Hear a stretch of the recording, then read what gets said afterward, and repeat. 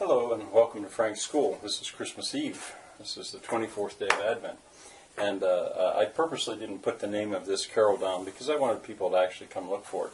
I had said these last two that I saved. They might be hard to guess at. Well, this one is I Heard the Bells on Christmas Eve. And it's not in hymnals, so you're not going to hear the ad hoc choir sing it. They could have. I could have come up with it. And it's well enough known, but it's not in hymnals normally. And that puzzled me. I went through quite a few hymnals. It's not in the Lutheran hymnal, the Methodist hymnal, that Road Heaver hymnal. I'm really surprised it wasn't there. I looked at the hymnal that I recently got from the Mennonite church. It was not in there. And I thought, why not? Why isn't that there? You know, it's not about Santa Claus or mistletoe or anything like that. But I think it's maybe too personal. That's my conclusion. And actually, when I finally did find it in a hymnal, I found it in this hymnal. This is a hymnal that I was given once by the Latter-day Saints, or you might think of them as the Mormons. It's in that hymnal. But they let two verses out. They left two verses out. It's highly personal. It deals with the poet's depression.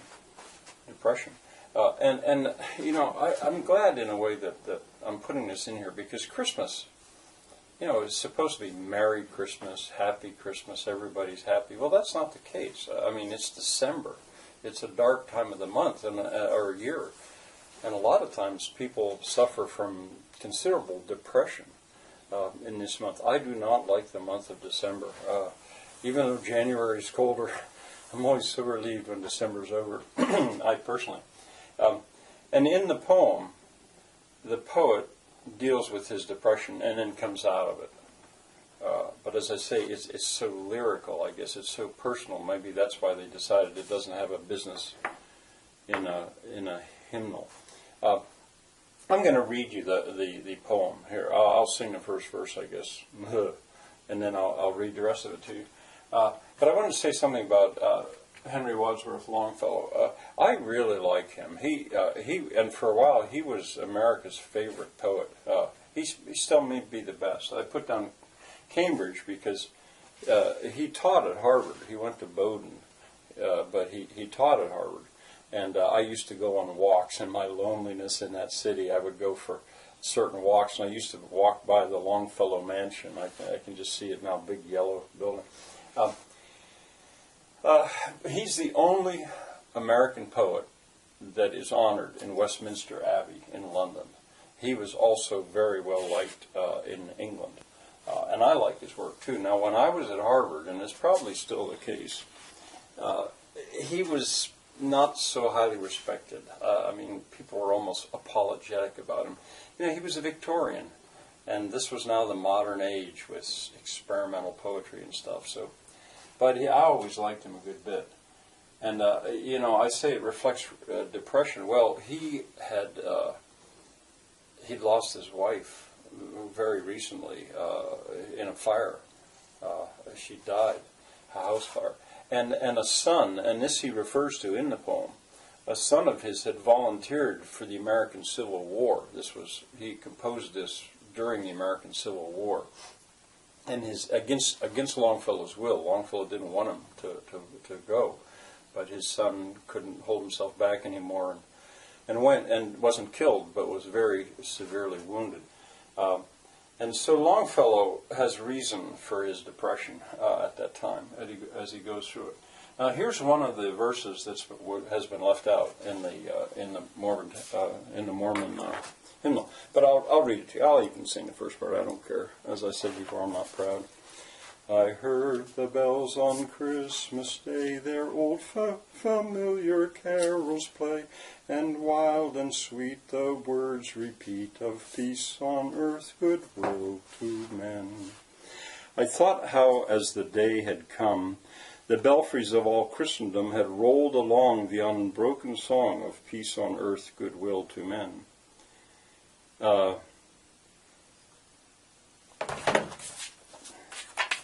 Then from each black accursed mouth the cannon thundered in the south, and with the sound the carols drowned it of peace on earth, goodwill to men. That was one of the verses that was left out. It was as if an earthquake rent the hearthstones of a continent and made forlorn the households born of peace on earth, goodwill to men. And in despair I bowed my head. There is no peace on earth, I said, for hate is strong and mocks the song of peace on earth, goodwill to men. Then pealed the bells more loud and deep. God is not dead, nor doth he sleep. The wrong shall fail, the right prevail, with peace on earth, goodwill to men. Till ringing, singing on its way, the world revolved from night to day.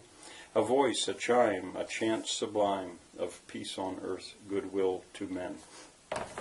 Now, sorry about being irregular. I wasn't sure where these stanzas fit in, but these are the ones that were left out. Those cannons that thundered in the South, well, in the American Civil War, it was the North against the South, from each black accursed mouth. The imagery is and why I chose this stanza is because of the imagery. It was as if an earthquake rent. Now, rent, that would be you tear. That would be a vocabulary word for many people. What's that mean, rent? The hearthstones of a continent. Well, again, for 8th graders or 9th or maybe not 10th, but what's a hearth and what's a hearthstone of a continent? Like an earthquake, it didn't knock the buildings down. It broke the hearthstones. The hearth was the center of the home, the hearth. Not so much now as it once was, but it made forlorn the households born of peace on earth, goodwill toward men. Well, I'll diagram this. I may have a little trouble with this. I don't know. And then as a second shot, I'm going to tell you. I think a second shot. I'll tell you about what performance of this I'll give you a link for it. It was as if an earthquake rent. This is, I'm not so sure about this. This seems to be the subject. It was what? Well, I'm going to treat this as a noun clause. I'm going to treat this as a noun clause with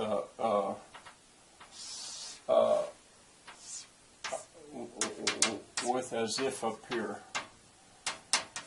As sort of like a function word. Well, it's clearly a clause, an earthquake. Actually, an earthquake did two things. An earthquake, it rent and made forlorn. I may be in trouble here with my spacing here. It rent the hearthstones of a continent. Hearthstones.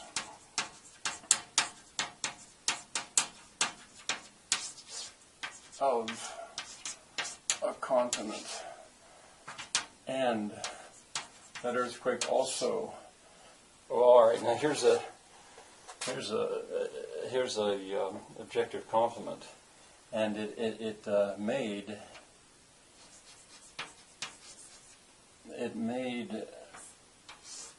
forlorn.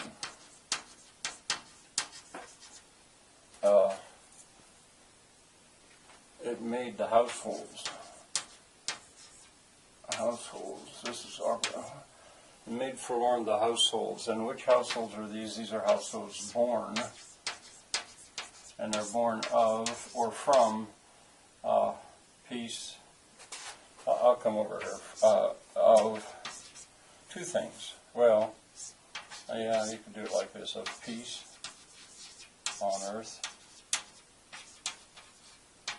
There's no and, but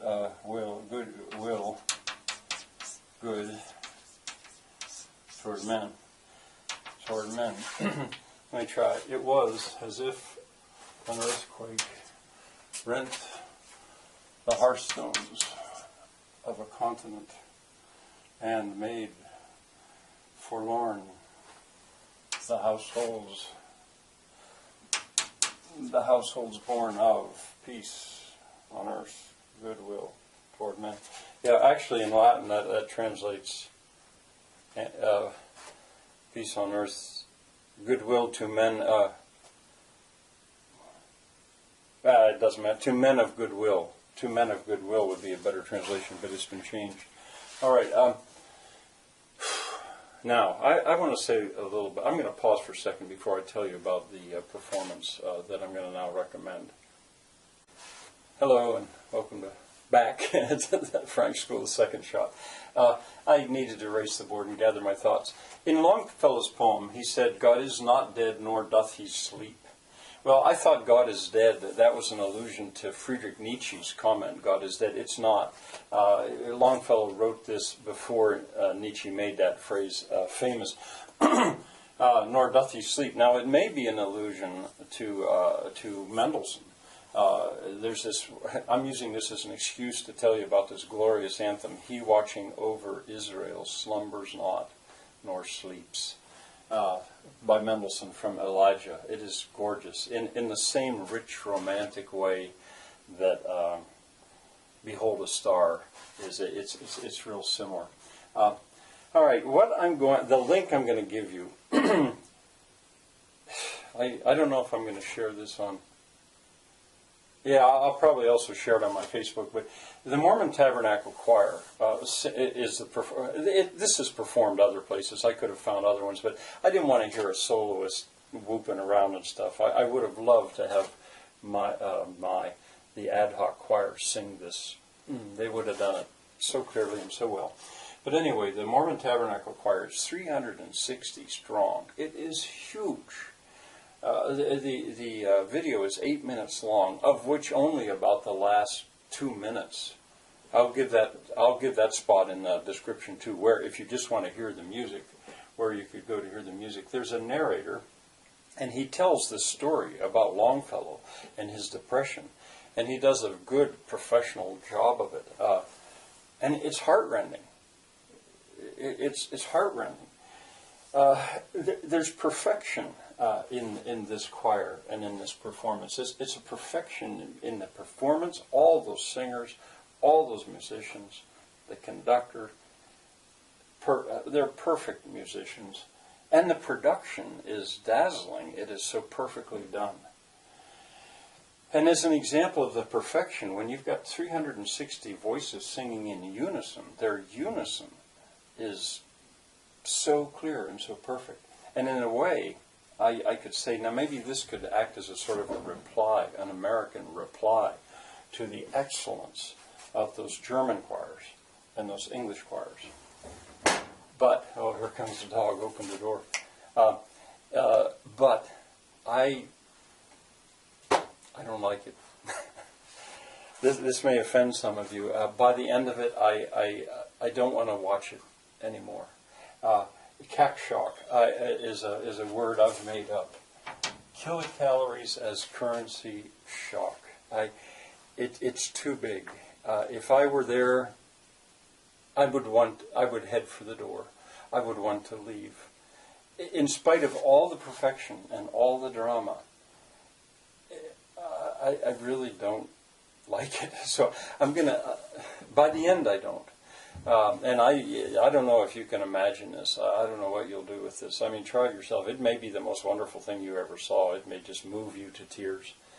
Not me. It moves me away, which is something maybe personal about me. I would so much rather hear 4 people sing it simply a cappella than that production. Well, anyway, having said that, which you might or might not understand, I'll put this online and I'll give you the link, and you can decide. Make a comment if you wish to tell me what you think. It certainly is well done. Okay, see you tomorrow. Tomorrow is Christmas Day.